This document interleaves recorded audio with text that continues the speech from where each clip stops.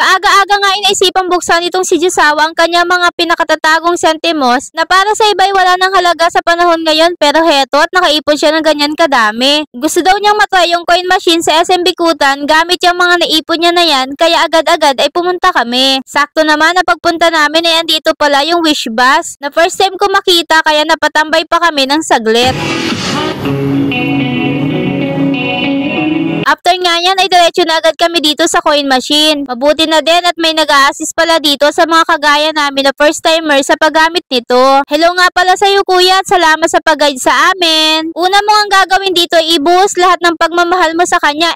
Yung coins pala. Next naman ay itutulak mo siya palayo sa'yo. Ay ano ba?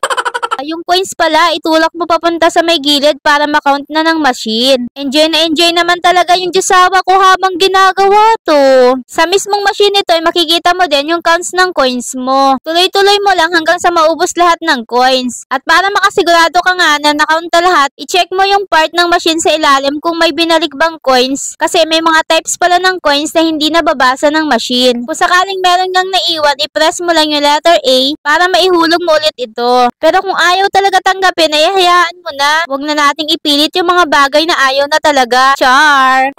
After nga nyan, ay press mo na yung letter B para ma-print na yung resibo mo. Sunod naman ay mamili ka kung saan mo gusto pumasok yung total amount na hinulog mo. Ang pinili nga namin is yung GCash. Input mo lang yung GCash number, confirm at may lalabas na ulit na resibo. Kapag complete transaction na, pwede mo na check yung GCash mo kung pumasok na. And sa case namin ay mabilis naman pumasok. Pagkatapos nga nyan ay dumiretso na kami ng arcade para lustayin yung milyones na kapalit ng coins namin. Charot lang! Dahil bata pa lang talaga ako ay pangarap ko na magkaroon ng sariling kotse, kaya eto yung game na madalas kong laruin dito.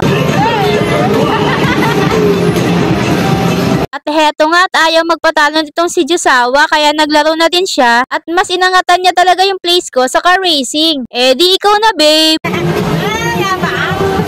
At syempre, hindi pwedeng palagpasin dito ang paglalaro sa claw machine na talagang hilig ni Jusawa. Nakailang try nga siya dyan at panay lang ang paasa ng machines dito. Kaya lumipat na lang kami sa Tom's World at baka dito na ang swerte namin. At tama nga, dahil dito kami nakakuha. Una nga namin nakuha ay si Minnie Mouse.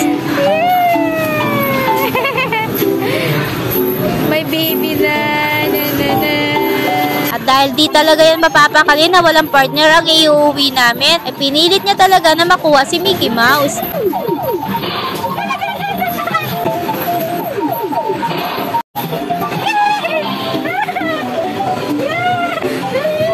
Kaya ayan, happy syempre kami, lalong-lalo na ako dahil paborito ko yung mga yan. So ayan lang muna for today's vlog. See you on our next gala!